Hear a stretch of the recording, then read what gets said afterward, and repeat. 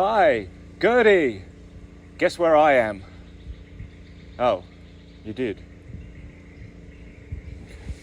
Yes, I'm in Tenerife. Now, this area enters the history books round about the year 1854. It was in 1854 that the Honourable James Gibbon, MLC, bought land between New Farm and Fortitude Valley. Now, originally Tenerife was part of Bulimba, and Bulimba is just over that way. There it is there. So it was one suburb. Bulimba straddled both sides of the Brisbane River. It wasn't until about World War I that Tenerife was separated from Bulimba. Just up ahead of me in 1865, the same James Gibbon built Teneriffe House. It cost £1,715 to build, and he named it after the island in the Canary Islands in the North Atlantic. I'm guessing his ship must have stopped by the Canary Islands on his way from England to Australia. Oh wow, look at that one. It's odd to see such a run-down old derelict house in such a beautiful swanky area as this. I wonder what's happening with it. It doesn't look like anyone's living in it. I won't trespass. I think I'm still in the park. Fascinating. Now, what was I talking about? Oh yes, Teneriffe House. Yeah, built by James Gibbon. He was known as Corner Block Jimmy because he had a penchant for building on street corners. I thought it meant something else.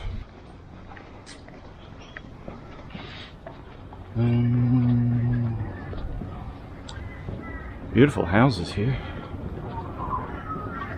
Oh, that's it. That's Teneriffe House.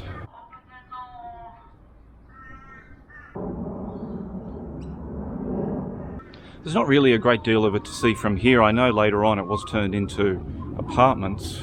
I'll be able to see some more of it around the back. More houses. I might go into the park, go back that way.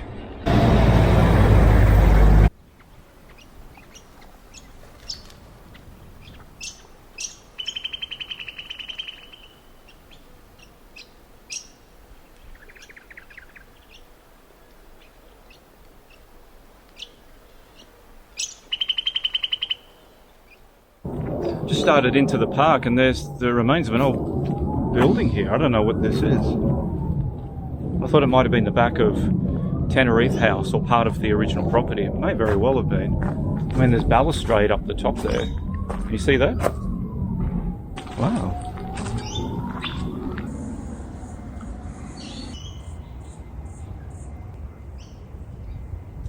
James Gibbon was a member of the Queensland Legislative Council, and he was appointed in 1866. However, by 1887, his seat was declared vacant as he had vanished. He'd buggered off back to England in 1885, but hadn't bothered to tell anyone at the Legislative Council.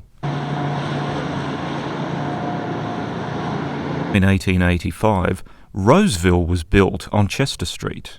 It was constructed for George Myers, a successful Brisbane china and glassware merchant whose principal store was located in Queen Street. In 1885, a tram horse mode of public transport extended all the way from the city up here along Commercial Road to Tenerife. Went right along this road here. And then later on, electric trams came along here until the whole tram network was shut down in the 1960s. Probably the last surviving old house in this immediate area, just across the road there. In 1897, the Bulimba branch line was constructed through Tenerife. It branched off from the main line between Fortitude Valley and Bowen Hills train stations and went all the way southeast to Norris Point at the end of New Farm. The line was built at the request of the Colonial Sugar Refining Company at New Farm, which opened in 1893. I'm just outside the old Goldsboro Mort wool store, and okay, the railway line would come up that way, but this wool store had their own siding, and that raised bit of concrete over there, the floor level raised up, that was their platform where the trains could come up and load and offload cargo, you know, from the trains into the wool store. How cool. So the trains would have been coming along right alongside here.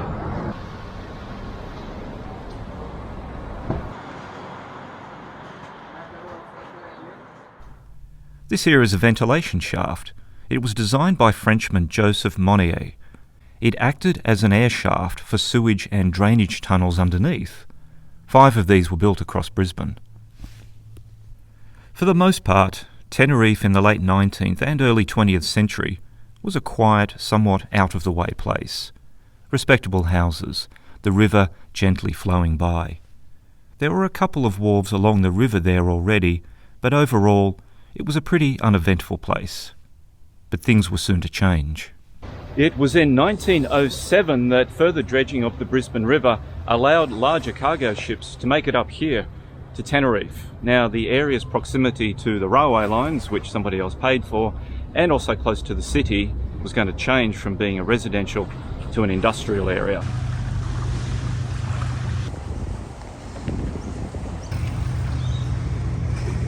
And the primary industry going on here was the buying and selling of wool. Alright, a quick rundown of the wool stores.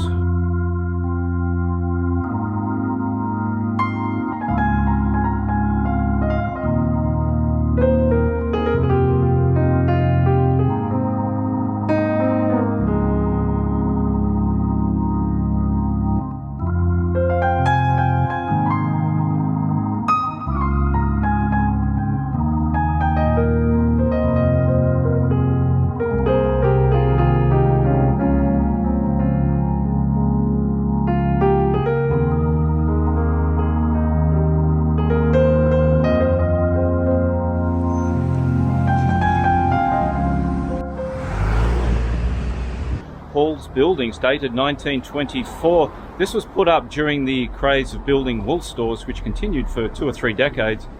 This was originally a grocery store.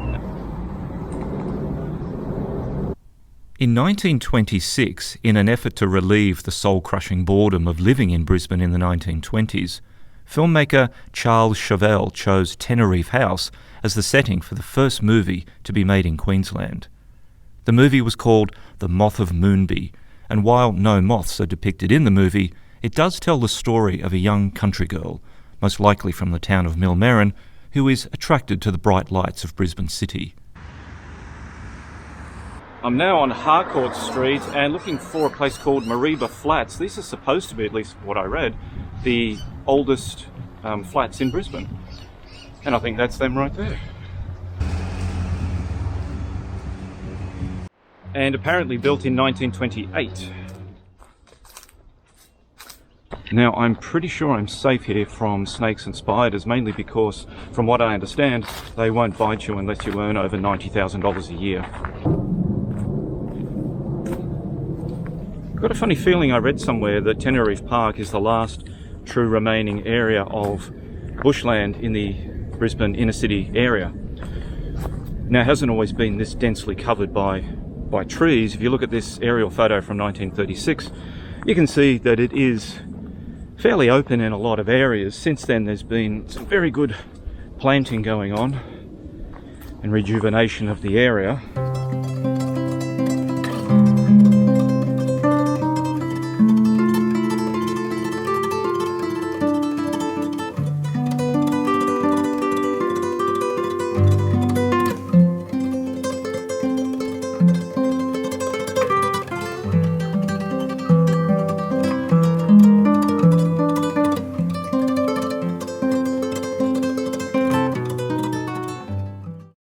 Australians, it is my melancholy duty to inform you officially that in consequence of a persistence by Germany in her invasion of Poland, Great Britain has declared war upon her, and that as a result, Australia is also at war. 1942 air raid shelter here on Commercial Road.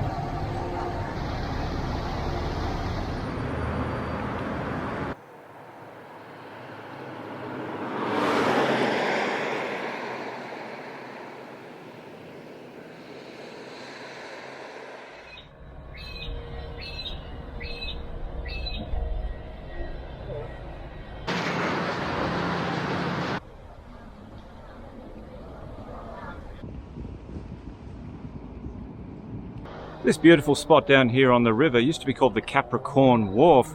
It was home to US submarines. There were up to 60 US submarines using this wharf at various times during World War II.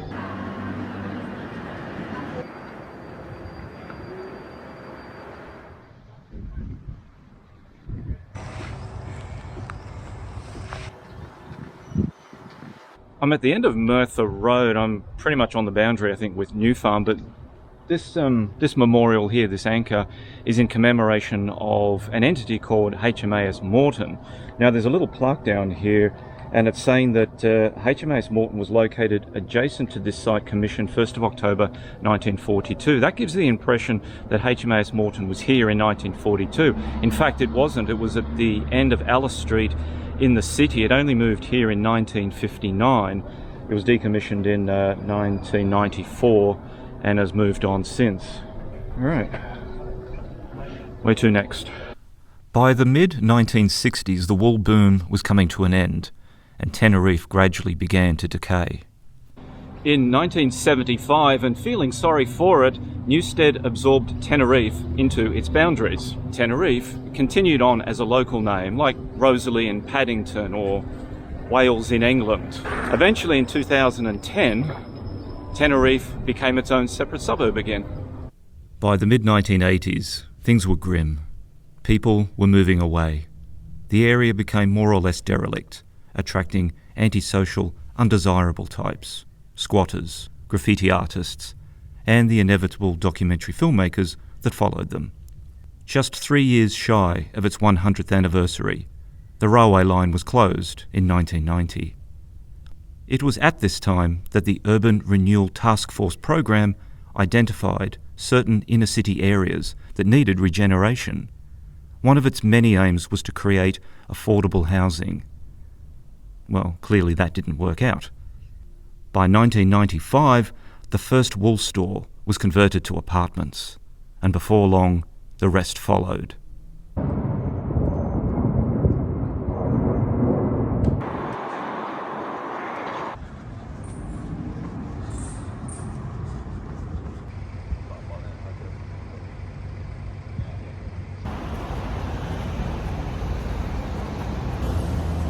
Beautiful trees along here. So when this area began to be rejuvenated and regenerated in the early 1990s,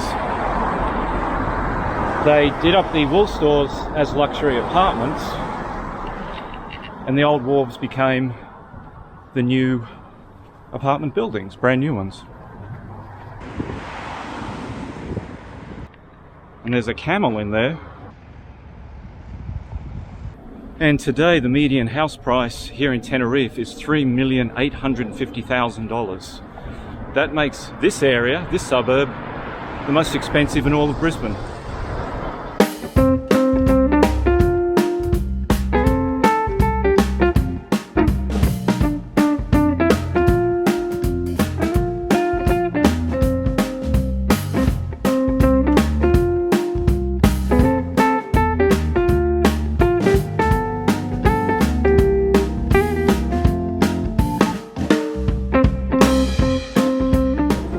There's the tour of the history of Tenerife. Thanks very much for watching the video. I hope you enjoyed it.